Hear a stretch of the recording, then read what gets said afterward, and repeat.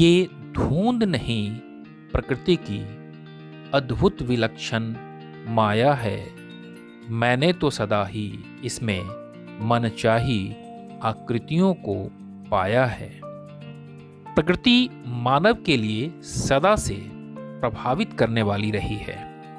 हम मानव भी प्रकृति के ही अभिन्न अंग हैं। कलाकार हो या साहित्यकार या हो कवि, कला का अंश प्रकृति से हमेशा प्राप्त होता रहता है। प्रकृति से ही हम प्रेरणा पाकर अनेक कलाकृतियों का निर्माण करते हैं। आज प्रकृति खतरे में है। क्या आप सभी इस प्रकृति को करीब से समझने का प्रयास किया है?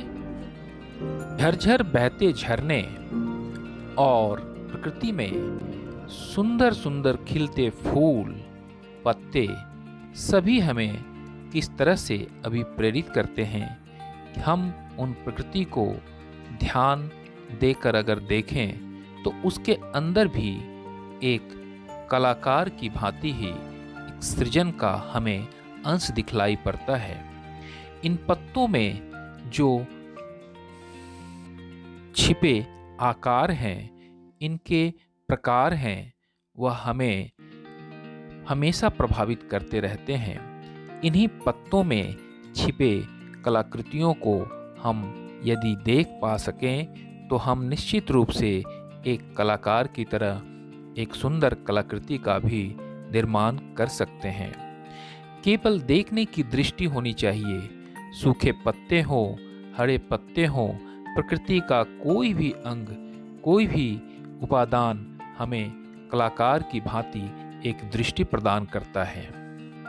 इसकी झलक आदिकाल से हम सिंधु घाटी सभ्यता के प्राचीन पृष्ठभूमि में यदि हम झांकने का प्रयास करते हैं तो महत्वपूर्ण मूर्ति, पुजारी की जो मूर्ति है, उनके वस्त्र पर भी त्रिफुलिया अलंकरण एक पुष्प की भांति ही हमें दिखलाई पड़ती है। अनेक सील और मोहरें, साथ ही मातृका प्रतिमाएं के ऊपर प्रकृति के अनेक प्रकार से अंकन हमें दिखलाई पड़ता है। फूल, पत्ती आदि का अलंकरण हमें प्राचीन काल के पृष्ठ पर अंकित इन कलाकृतियों में बखूबी दिखलाई पड़ता है। किस प्रकार उस समय भी इस गंगा की आकृति में भी जहाँ जल लिए हुए कलश है, उसी प्रकार इन प्रतिमाओं पर भी पेड़ पौधे के पत्तियों का बखूबी अंकन हमें दिखलाई पड़ता है, जहाँ से हमें प्रेरणा प्रकृति के प्रति जागृत कर पाने में सुखद अनुभूति होती है। हम अपने आसपास के पेड़ पौधों के ऊपर जो टेक्सचर होते हैं, उसके अंदर भी अनेक प्रकार की कलाकृतियों की भांति ही प्राकृतिक सुंदर अंकन हमें दिखलाई पड़ता है और हमें एहसास कराता है कि प्रकृति के हर अंगों में किस प्रकार प्राकृतिक सौंदर्य छुपा होता है।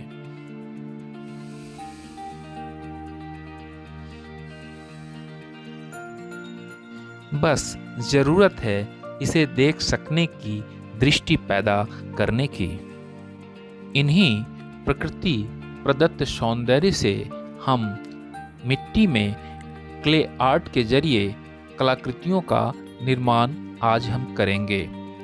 तो आइए देखते हैं किस प्रकार हम मिट्टी में प्रकृति से अभिप्रेरित होकर के हम कलाकृतियों का निर्माण कर सकते हैं। आप भी अपने हाथों से मिट्टी में अनेक प्रकार की कलाकृतियों का निर्माण कर सकते हैं।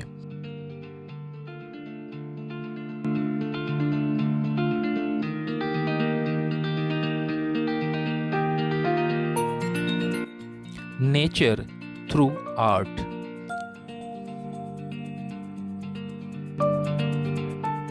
प्रकृति भी सिखाती है जीवन जीने की कला।